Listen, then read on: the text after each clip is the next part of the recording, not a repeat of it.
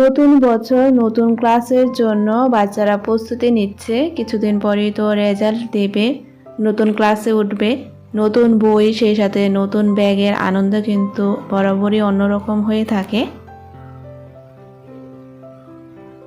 আসসালামু আলাইকুম, কেমন আছেন সবাই? আলহামদুলিল্লাহ, আমরা সবাই ভালো আছি। আশা করছি যে যেখানে আছেন আল্লাহ তাআলার রহমতে সবাই অনেক বেশি ভালো আছেন, সুস্থ আছেন। আমরাও আলহামদুলিল্লাহ অনেক বেশি ভালো আছি। তো সকাল সকাল বিছানার চাদরটা উঠিয়ে নিলাম, আর যেহেতু সবাই উঠে গেছে তো ভাবলাম আগে বিছানার চাদরটা উঠিয়ে নিই, তারপর আমি এটা ভিজিয়ে নেব বিছানার চাদরটা। তো নতুন আরেকটা কিন্তু বিছানার চাদর আমি বিছিয়ে নিয়েছি, কারণ বিছানার চাদর বরাবরই ময়লা হলে কিন্তু একেবারেই ভালো লাগে না, আর ফ্রেশ সব কিছু কিন্তু এমনিতেই ভালো লাগে। আমি কিন্তু বিছানার চাদরটা বিছিয়ে নিয়েছি, সে সাথে কম্বলটাও আমি ভাঁজ করে নিয়েছি। আর আমার এই রুমটা খুব বেশি একটা ময়লা হয় না, এই যে এভাবে আমি গুছিয়ে রেখেছি, এটা কিন্তু এভাবেই থাকবে, কারণ বাচ্চারা এই রুমে একটু কম আসে। বেশিরভাগ সময়টা মেয়ের রুম আর হচ্ছে ড্রয়িং রুমেই থাকা হয় ওদের বেশি, যেহেতু ড্রয়িং রুমটা বারান্দার সাথে। আর আমাদের এই রুমে খুব বেশি একটা আসে না, তাই এই রুমটা ব্যবহার করা কম হয়। তাই এই রুমে যেভাবে আমি রাখি না কেন সুন্দরভাবে থাকে, পরিপাটি থাকে, গোছানো থাকে। তো এদিকে আমি চলে আসলাম কিচেনে। বিছানা চাদরটা আমি ভিজিয়ে রেখে এসেছি। তো আজকে আমি ভাবলাম যে নিচে বসেই রান্না করব, কারণ চুলা আছে কিন্তু গ্যাস নেই, কি আর করব। ইলেকট্রিক চুলাতে আসলে সব সময় প্রতিদিন রান্না করতে হচ্ছে, তো একঘেয়েমি ভাব চলে আসে, একটার পর একটা এভাবে রান্না করতে দাঁড়িয়ে থাকতে ভালো লাগে না। তো ভাবলাম আজকে নিচেই সব কিছু করি, নিচে বসেই রান্না করব।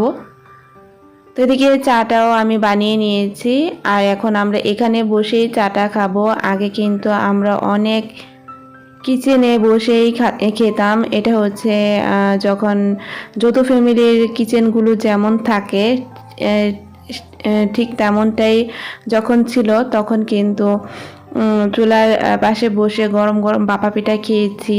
সেই দিনগুলো আসলে অন্যরকম ছিল। কে কে আমার মতো কোনো এক সময় চুলার পাশে বসে গরম গরম ভাপা পিঠা খেয়েছেন, গরম গরম রুটি খেয়েছেন, কমেন্ট করে জানাবেন।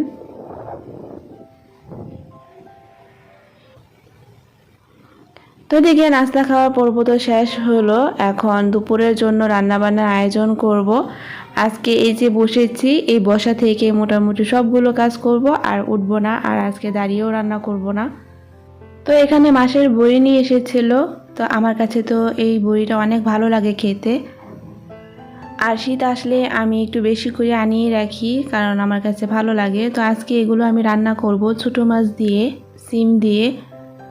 তো এই বড়িটা কিন্তু ফুলকপি দিয়েও খেতে অনেক ভালো লাগে, আর বাকিটা আমি রেখে দেব। তো এটা আমি যেটা করব, অন্য আরেক সময় একটু হালকা তেলে তারপরে রাখবো, এতে করে নষ্ট হবে না, পোকা ধরবে না।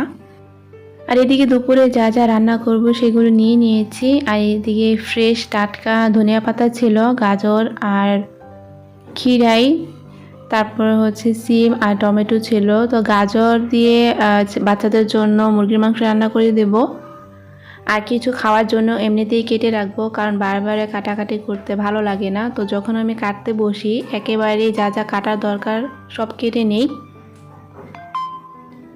তো মাঝে মাঝে আবার যখন কিছু প্রয়োজন হয় তখন কাটি, কিন্তু যেগুলো মনে পড়ে যে এগুলো কাটতে হবে, কেটে রাখলে ভালো হবে, আমি সেগুলো সাথে সাথে কেটে নিয়ে একেবারে বেশি করে একটু সময় নিয়ে। আর এখন ছোটো মাছগুলো আমি একটু ভেজে নিয়েছি, কারণ এভাবে কষিয়ে রান্না করলে না মাছগুলো একেবারে দেখা যায় না, মানে একেবারে মিশে যায় আর কি। তো সেজন্য আমি একটু হালকা ভেজে নিয়েছি, এতে করে মাছগুলো আর ভাঙবে না। আর এখন আমি সিম আর আলু একটু ভেজে তারপর সব ধরনের মশলা দিয়ে দিব।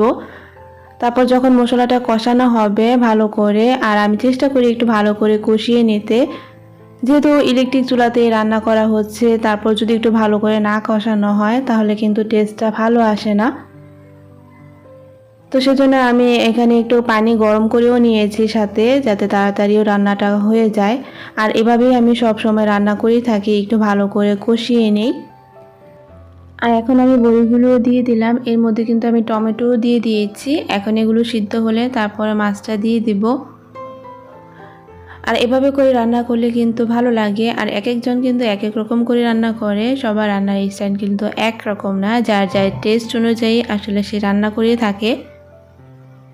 আর দুপুরে আমি আজকে আরও করেছিলাম সিমের ভর্তা করেছি ফ্রেশ ধনিয়া পাতা দিয়ে, সেটাও খেতে এত ভালো হয়েছিল।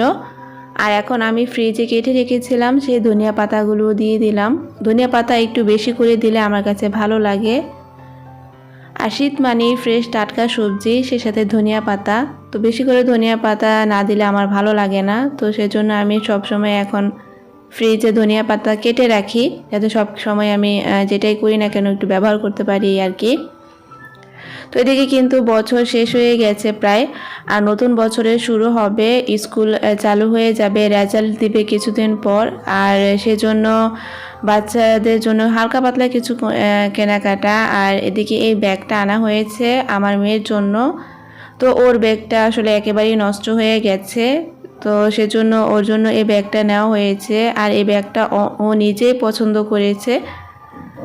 তো বাচ্চাদের পছন্দ বলে কথা, ওরা যেটা পছন্দ করে সেটাই আসলে কিনতে হয়, এই আর কি। তো ও যখন ক্লাস 6-এ ওঠে তখন ওর মামা ওকে একটা ব্যাগ কিনে দিয়েছিল। সেই ব্যাগটা অনেক সুন্দর ছিল, চায়না ব্যাগ ছিল সেটাও। আর সেই ব্যাগটার মধ্যে একটা অনেক সুন্দর বল ছিল, পুতুলের মতো আর কি। তো সেই বলটা প্রথম দিন যখন স্কুলে যায় তখন কেউ নেয়নি, আর দ্বিতীয় দিন যখন স্কুলে গিয়েছিল সেই বলটা নিয়ে গিয়েছিল। তো ওর মনটা প্রচুর খারাপ হয়ে গেছে, আর সেই জন্যই এইরকম আরেকটা ব্যাগ ও এবারেও নিয়ে আসলো। বিশেষ করে এই পুতুলটার জন্য আসলে ও ব্যাগটা নিয়েছে। তো যাই হোক, এদিকে বিকেলবেলা বাচ্চাদের জন্য নাস্তা তৈরি করব, সেজন্য আমি ফ্রিজ থেকে চিজ নিয়ে নিয়েছি। যেহেতু ফ্রিজে ছিল তো চিজটা অনেক শক্ত হয়ে আছে। আর আজকে আমি পটেটো চিজ বল বানাবো, সেজন্য আমি চিজগুলো একেবারে ছোটো ছোটো করে কেটে নেব। বেশি বড় বড় করে কাটলে দেখা যাবে যে ভাজার সময় বেরিয়ে আসবে। তো যেহেতু আমি চিজ বল বানাবো ছোটো ছোটো করে, তাই আমি এখানে চিজগুলো অনেক ছোটো ছোটো করেই করব। আর এটা খেতে এত বেশি মজা যে মুখে দিলেই মিলিয়ে যায়, এত মজার। আর খুব বেশি উপকরণও লাগে না, এটাতে চিজ না দিলেও হতো, কিন্তু যেহেতু ফ্রিজে ছিল সেজন্য আমি নিয়ে নিলাম। তো এখানে আমি আলু সিদ্ধ করে গ্রেট করে নিয়েছি, লবণ দিয়েছি, আর সেই সাথে চিলি ফ্লেক্স দিয়েছি। আর এখন আমি দিব কর্নফ্লাওয়ার 3 টেবিল চামচের মতো। তো এখানে কর্নফ্লাওয়ারটা লাগবে, কর্নফ্লাওয়ার না দিলে আসলে এটা ভালো হবে না। আর হবে কি না সেটা আমি জানি না, কিন্তু আমার মনে হয়েছে যে কর্নফ্লাওয়ার এখানে দিতে হবে। তো আমি এখানে কর্নফ্লাওয়ার দিয়ে ভালো করে এটা মাখিয়ে নিয়েছি। আর ধনিয়া পাতা দিয়ে দিলাম অল্প পরিমাণে, একটু দেখার সৌন্দর্যের জন্য, এই আর কি। আর এগুলো আমি ছোট ছোট বল করে তারপর মাঝখানে একটা করে চিজ দিয়ে দিব, একটা দুইটা এরকম করে দিয়ে দিব আর কি।